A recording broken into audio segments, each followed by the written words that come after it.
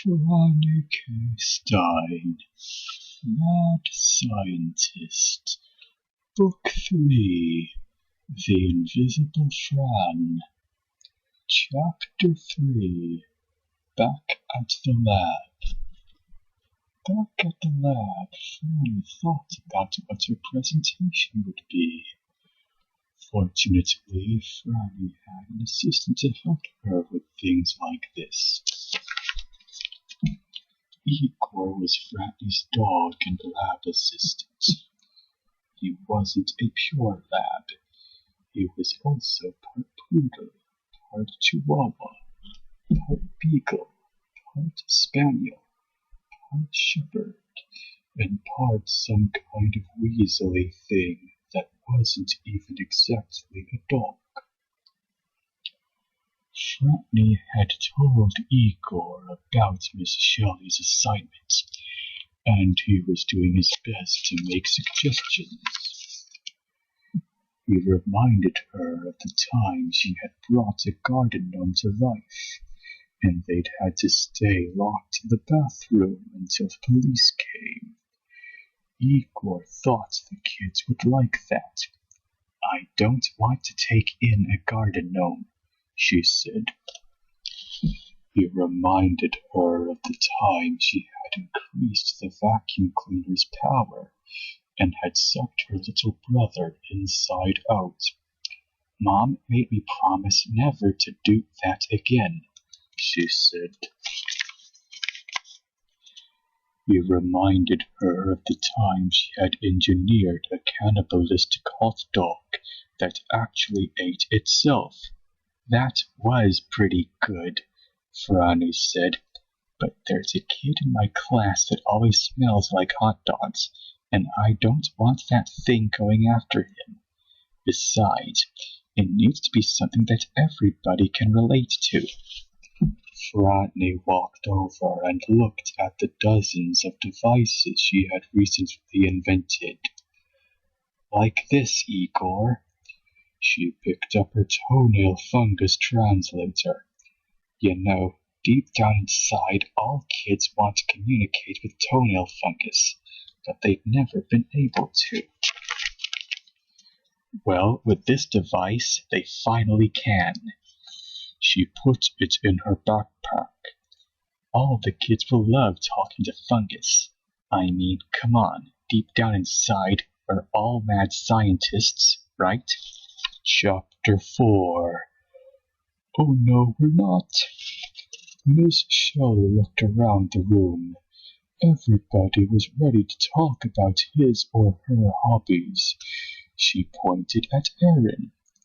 "Erin, would you like to go first?" Erin jumped to her feet and started a tape player. As the music began, she performed a classic foot-stomping Irish dance. The students clapped. Franny raised her hand. "So, Erin, about those shoes of yours. Have you ever considered splicing in a sample of mutant kangaroo DNA? It might make you bounce around in an even more uncontrolled manner." Erin looked at Franny for a moment. "My dancing is just fine, thank you," she said, and took her seat. Next, Miss Shelley invited Lawrence to the front of the class.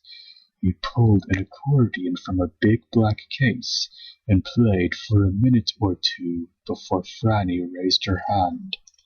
"Ah, now this is much better.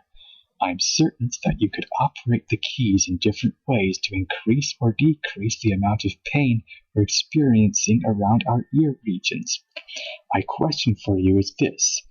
Have you ever thought of making a larger version that you could attach to a satellite and use to broadcast this effect over a larger area?"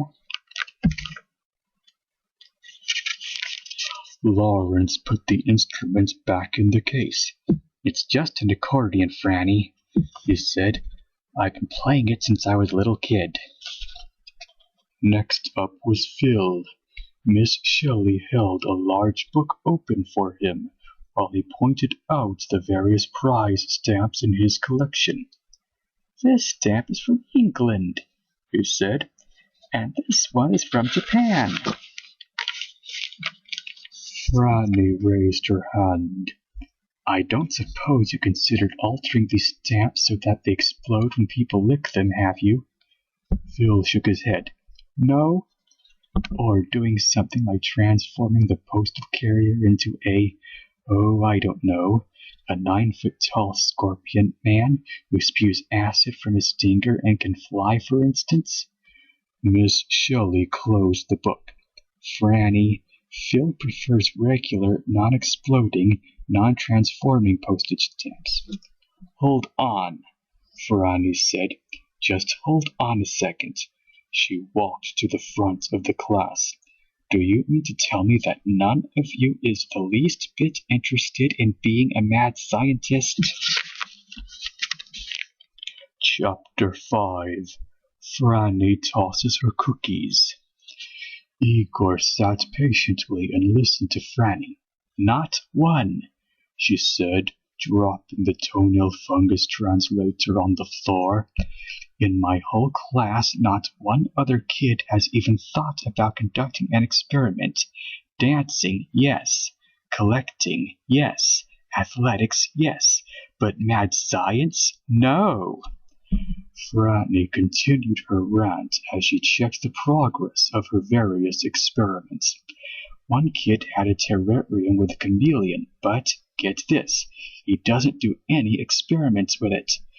Igor wasn't crazy about chameleons since the first time Franny's giant chameleon had tried to swallow him. But he shook his head and tried to appear as though he agreed with Franny. I asked Miss Shelley if I could put off doing my presentation till tomorrow. After Billy shared his hobby, which is making pretty cookies, my heart just wasn't in it. Pretty cookies. I mean, seriously, Igor, that has to be the dumbest hobby of all.